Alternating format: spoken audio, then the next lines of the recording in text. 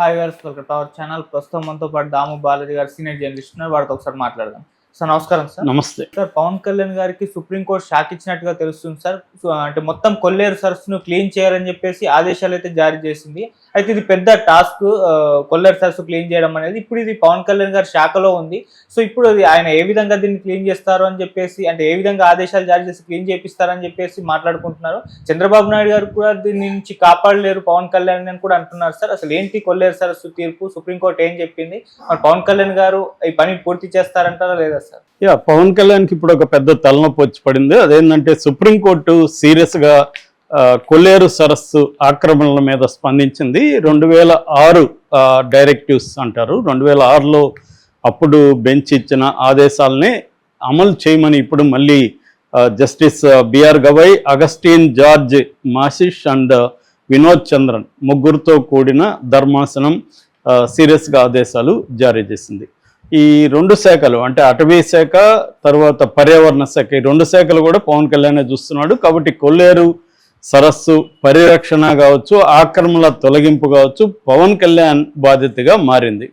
So కానీ అదంతా easy కాదు. ఎందుకంటే అక్కడ దాదాపు కొల్లేరు చుట్టుపక్కల మొత్తం 148 గ్రామాలు, 20 లక్షల పాపులేషన్ ఉంది. అందులో 120 గ్రామాల్లో 4 లక్షల పాపులేషను ఈ కొల్లేరు సరస్సు మీద ప్రత్యక్షంగా పరోక్షంగా డిపెండ్ అయినారు. అందులో 2 లక్షల మంది మత్స్యకారులు ఉన్నారు. వీళ్ళందరూ ఇప్పుడు ఆందోళనలోకి దిగారు. మాకు ముందు మా రిహాబిలిటేషన్ చూపించకుండా, నష్టపరిహారం చెల్లించకుండా, మాకు ఆల్టర్నేటివ్ ఏమన్నా చూపించకుండా మీరు దీన్ని క్లీన్ చేయడానికి లేదు అనేది వాళ్ళు డిమాండ్ చేస్తున్నారు. ఇది పవన్ కళ్యాణ్కి ఇప్పుడు జటిలమైన సమస్యగా మారింది. ఎందుకంటే వాళ్ళందరికీ చేయాలంటే మినిమం 5,000 నుంచి 10,000 కోట్లు అవసరం. మనకు తెలుసు ఖజానాలో డబ్బు లేదనే విషయం. సో అందువల్ల దీన్ని ఎలా పవన్ కళ్యాణ్ డీల్ చేయబోతున్నాడు అనేది తలనొప్పిగా మారింది. అసలు ఈ కొల్లేరు సరస్సు చరిత్ర ఏంటి, ఎందుకు అంత కష్టమైంది, అది ఎవరు ఆక్యుపై చేశారు, ఆక్యుపై చేయడం వల్ల ఎవరికి నష్టం, కోర్టు గతంలో ఏం చెప్పింది, ప్రభుత్వాలు ఇప్పటి వరకు ఏ రకమైన చర్యలు చేపట్టాయి అనేది మనం ఒకసారి చూస్తే దాన్ని బట్టి పవన్ కళ్యాణ్ పరిస్థితి కూడా మనకు అర్థమవుతుంది. బేసిక్గా కొల్లేరు సరస్సు అనేది ఈస్ట్ గోదావరి, వెస్ట్ గోదావరి మధ్యలో ఉండేది. ఇప్పుడు అది కంప్లీట్గా ఏలూరు, కొత్తగా ఏలూరు జిల్లా కిందికి వస్తుందన్నమాట. ఇది ఒకప్పుడు 900 చదరపు కిలోమీటర్ల వైశాల్యంలో ఈ కొల్లేరు సరస్సు ఉండేది. ఇది వచ్చి ఫ్రెష్ వాటర్ షాలో లేక్ అంటారు వీటిని. అంటే సహజంగా ఏర్పడిన మంచినీటి సరస్సు అనమాట. ఇది ఇండియాలోనే అతిపెద్దది. ఏషియన్ లేక్స్లో, అతిపెద్ద లేక్స్లో కూడా ఇది ఒకటి. ఒకప్పుడు అంటే 20వ శతాబ్దానికి ముందు ఇది 900 చదరపు కిలోమీటర్ల వైశాల్యంలో ఉన్నది. దాని తర్వాత 1990 నాటికి అది 300 చదరపు కిలోమీటర్ల స్థాయికి పడిపోయింది. అంటే దాదాపు 600 చదరపు కిలోమీటర్లు తగ్గిపోయింది అది. దీనికి ప్రధాన కారణం ఏంటంటే దాని చుట్టూ రొయ్యల చెరువులు మొదలైనవి. 70లో 80లో రొయ్యల చెరువులు అక్కడ మొదలైనవి. దాదాపు ఇప్పుడు మొన్న మృత్యుంజయరావు అని ఒక ఎన్విరాన్మెంటలిస్ట్ అనమాట, పర్యావరణవాది, కాకినాడ అయింది. ఆయన సుప్రీంకోర్టులో పిల్ వేశాడు, పబ్లిక్ ఇంట్రెస్ట్ లిటిగేషన్ పిటిషన్ వేశాడు. ఆ పిటిషన్ మీద ఇప్పుడు ఈ ముగ్గురు జడ్జెస్ ధర్మాసనం చెప్పిందనమాట. ఆయన ఏమంటున్నాడంటే దాదాపు 6,908.48 హెక్టార్ల ఆక్యుపేషన్, అంటే దాదాపు 7,000 వేసుకోవచ్చు మనం. 7,000 హెక్టార్ల దీంట్లో 7,000 హెక్టార్లు రొయ్యల చెరువులు, చేపల చెరువులు ఆక్యుపై చేసుకున్నారు అనేది ఈయన ఆరోపణ. మామూలుగా మనకి రామ్సర్ కన్వెన్షన్ అని ఒకటి ఉంది. 1971లో ఇరాన్లో రామ్సర్ అనే ఒక సిటీలో ఒక ఇంటర్నేషనల్ కన్వెన్షన్ జరిగింది. ఈ కన్వెన్షన్ ప్రకారం ఏంటంటే ఇలాగ నేచురల్గా ఏర్పడిన చెరువులు కావచ్చు, ఇతర సైట్స్ కావచ్చు, వాటిని పరిరక్షించడం అనేది ప్రపంచవ్యాప్తంగా చేయాలి. ఎందుకంటే క్లైమేట్ చేంజ్ పెద్ద ఎత్తున అయిపోతుంది కాబట్టి వీటిని పరిరక్షించాలనేది కన్వెన్షన్ ఏర్పడింది. అందులో ఇండియా కూడా ఉంది. ఇండియాలో నుంచి 89 సైట్లు ఈ రామ్సర్ కన్వెన్షన్లో కూడా ఉన్నాయి.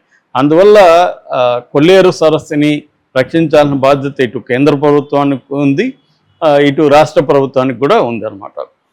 సో ఇప్పుడు ఏమైందంటే ఈ కొల్లేరు సరస్సుని ఎందుకు రక్షించాలి అనుకున్నప్పుడు పర్యావరణం అంటే ఏంటి, దాదాపు 200 రకాల పక్షులు ఇక్కడికి వస్తుంటాయి అన్నమాట. ముఖ్యంగా సైబీరియా నుంచి క్రేన్స్ అంటే కొంగలు ఎవరి వింటర్లో ఇక్కడికి వస్తాయి. అట్లాగే ఈ 200 రకాల పెలికాన్స్, ఫ్లెమింగోస్, రకరకాల బర్డ్స్ వస్తాయి. అట్లాగే ఈ కొల్లేరులో దాదాపు 60 రకాల నేటివ్ ఫిష్ ఉండేది ఒకప్పుడు, ఇప్పుడు అది 30 రకాలకు పడిపోయింది. అవన్నీ కూడా నాశనం అయిపోయినాయి. అంటే మనకి ఒక ఎన్విరాన్మెంటల్ బ్యాలెన్స్ అంటారు. ఎన్విరాన్మెంట్లు ఫ్లోరా అండ్ ఫానా అంటే వృక్ష జాతుల్ని, ఇటు ఫానా అంటే జంతు పక్షి జాతుల్ని రక్షించుకోవాల్సిన అవసరం ఉంది. That is number 1. నెంబర్ 2, వరదలకు కూడా ఈ ఆక్యుపేషన్స్ కారణమవుతుంది. ఫర్ ఎగ్జాంపుల్ బుడమేరు, మన విజయవాడ వరదలకు ప్రధాన కారణం బుడమేరు ఈ కొల్లేరు సరస్సు కానీ క్లీన్గా ఉంటే దాంట్లోకి వెళ్ళకపోవడం వల్ల కూడా ఇటు నగరం మీదకి వచ్చింది. అంటే కొల్లేరు సరస్సులో దాదాపు 67 బుడమేరు కావచ్చు, ఉప్పుటేరు కావచ్చు, ఇలాంటి ఒక 67 రకాల డ్రైన్స్ వెళ్ళి కలుస్తాయి అన్నమాట కొల్లేరు రకాలు. ఇప్పుడు అవి కలవడానికి అడ్డుగా ఉన్నాయి. చేపల చెరువులు చుట్టూ వచ్చేసి అడ్డుపడిపోతున్నాయి. అందువల్ల ఇవన్నీ అక్కడికి పోకపోవడం వల్ల కూడా సిటీల మీదకి వస్తుందన్నమాట. ఇది బేసిక్గా ఏంటంటే ఈ కొల్లేరు సరస్సు ఆక్యుపేషన్ని క్లీన్ చేయాలి. ఇది 2006లో ఇచ్చినప్పుడు మన వైఎస్ఆర్ రాజశేఖర్ రెడ్డి నాటు బాంబులతో చాలా వాటిని పేల్చేశారు. ఆ గేట్లనంతా నాటు బాంబులతో రొయ్యల చెరువులను పేల్చేసి వాళ్ళందరినీ క్లీన్ చేయించారు. అప్పట్లో చాలా వరకు క్లీన్ అయినాయి. దాదాపు 80% వరకు ఆ పీరియడ్లో క్లీన్ అయినాయి. తర్వాత మళ్ళీ చంద్రబాబు ప్రభుత్వం కావచ్చు, జగన్ ప్రభుత్వం కావచ్చు, ఎవరు కూడా దీని మీద సీరియస్గా తీసుకోలేదు. ఇప్పుడు ఈ మృత్యుంజయరాయ వెళ్ళిన తర్వాత సుప్రీంకోర్టు చాలా సీరియస్గా తీసుకునింది. ముఖ్యంగా అప్పటి సిఎస్ నీరప్రసాద్కి కూడా కంటెంప్ట్ ఆఫ్ కోర్టు కింద, అంటే 2006లో సుప్రీంకోర్టు ఇచ్చిన డైరెక్టివ్ని మీరు ఎందుకు అమలు చేయలేదు, ఇది కంటెంప్ట్ ఆఫ్ కోర్టు కిందకు వస్తుందని కూడా చెప్పిందన్నమాట. ఎందుకంటే అక్కడ దాదాపు ఇప్పుడు ఏం చెప్తున్నట్టుగా 7,000 హెక్టార్ల దీంట్లో కొన్ని వేల టన్నుల ఫిష్ తయారవుతుంది. ఫిష్ కావచ్చు, రొయ్యలు కావచ్చు. సో అందువల్ల దీని మీద డిపెండ్ అయిన 2 లక్షల మంది, 120 గ్రామాలకు సంబంధించిన 2 లక్షల మందికి ఇప్పుడు నిరుద్యోగంలోకి వెళ్ళిపోతారు ఇది క్లీన్ చేయకపోతే ఏమో సుప్రీంకోర్టు సీరియస్గా తీసుకుంది. దీన్ని ఇప్పుడు పవన్ కళ్యాణ్ ట్యాకిల్ చేయగలడా అంటే వెరీ వెరీ డిఫికల్ట్. సో మరి ట్యాకిల్ చేయకపోతే పవన్ కళ్యాణ్కి చెడ్డ పేరు వచ్చే అవకాశం కూడా ఉంది. ఇది నేషనల్ ఇష్యూ అవుతుంది. సో చంద్రబాబే కాపాడాలంటున్నారు. మరి చంద్రబాబు కాపాడగలడా పవన్ కళ్యాణ్ని లేదా? ఎందుకంటే ఆయన ఏరుకోరి ఈ శాఖలను తీసుకున్నాడు. హోంశాఖ అంటే కూడా నాకు ఎన్విరాన్మెంట్లు అంటే చాలా ఇష్టం అన్నాడు.